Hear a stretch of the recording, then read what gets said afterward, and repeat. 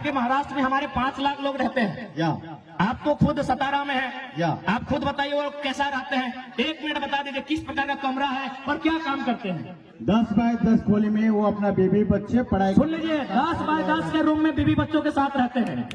10 bye 10 बुझा वो, यानी 2 आदमी सुथबार घरवा में हटा जी तो 10 बाय 10 के। इन्हें हम कोनो बोलने के लिए प्लानिंग करके नहीं लाए हैं, ये बल्कि ये स्कूल चलाते हैं, संस्था चलाते हैं, इनके पास भी बहुत सारे झारखंडी नौकरी करते हैं ना भाई। या हमारे जो भाई सुनील माने साहब, संजू जी माने हमारा दूसरा भाई है, वहाँ नौकरी करते हैं।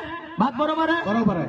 10 बाय 10 के कमरे में, सुन लीजिए, 10 बाय 10 के कमरे में एक मराठी भाई यहाँ खड़ा होकर बोल रहे हैं, आज 50,000 की भीड़ में बोल रहे हैं कि जो झारखंडी वहाँ रहते हैं 10 बाय 10 के कमरे में, उसी कमरे में पत्नी भी रहती है। हाँ, पत्नी भी रहते हैं, बच्चे भी रहते हैं, सगे वाले भी रहते हैं, सगे वाले भी रहते हैं, गाँव वाले आएगा नहीं वो भी उधर रहता है। 10 बाय 10 के कमरे में पूरा परिवार रहता है।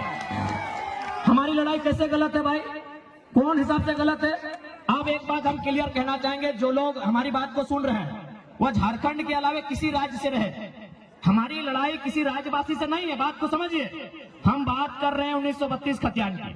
अब सवाल है कि 1932 का खतियान का मतलब ये थोड़ी है कि जो लोग खतियानधारी नहीं है राज्य से चले जाए, ऐसा किसने कहा आपको? बिल्कुल नहीं। पहले समझिए कि खतियान का इस्तेमाल कहाँ होगा, खतियान का इस्तेमाल कहाँ होगा, उसका उपयोग कहाँ होगा। न हम लोग मांग कर रहे हैं कि खतियान के आधार पर इस झारखंड की स्थानीय नीति बने, क्योंकि सभी झारखंडी नहीं होंगे, 140 करोड़ लोग झारखंडी नहीं होंगे।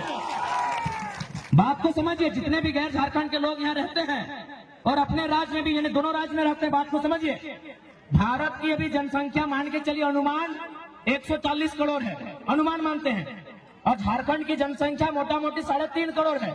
तो भाई पूरा का पूरा 140 करोड़ झारखंडी नहीं हो सकता है, समझिए बात को।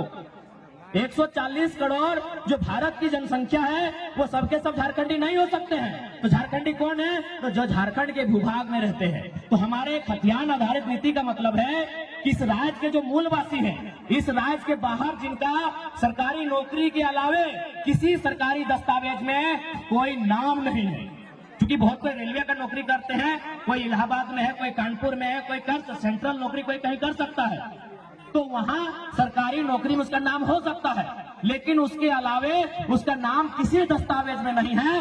वो मूल रूप से झारखंडी है, जिनका सिर्फ यही नाम है, यही दस्तावेज है, यही घर है, यही मकान है, यही सब कुछ है। अब सवाल है कि खतियान के आधार पर एक स्थानीय नीति बनेगी, उस स्थानीय नीति को लागू किया जाएगा जो झारखंड की वैकेंसी होगी। झारखंड की वैकेंसी मतलब दरोगा, चपरासी, होमगार्ड, जिला पुलिस, जेपीएससी, जेएसएससी, यानी झारखंड सरकार जो नौकरी निकालेगी, झारखंड सरकार जो बहाली लेगी, उस बहाली में लागू होगा कि जिनके पास स्थानीय प्रमाण पत्र है वही लोग फॉर्म को भरेंगे। इसका मतलब थोड़ी कि आप यहाँ व्यापार नहीं करेंगे, आप यहाँ काम धाम नहीं करेंगे, आप यहाँ रोजी रोजगार नहीं करेंगे, आप यहाँ कंपनी फैक्ट्री में काम नहीं करेंगे। ये गलत है, ये भ्रम है। तो इसलिए जितने भी लोग ऐसे हैं जो इस राज्य के नहीं हैं, आप लोग कृपया भ्रम में ना रहें।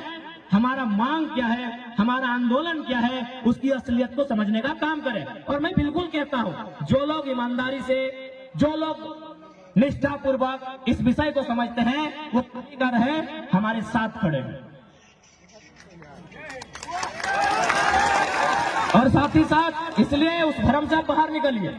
बाकी हमारा डिमांड क्या है? निजी क्षेत्र में 75%।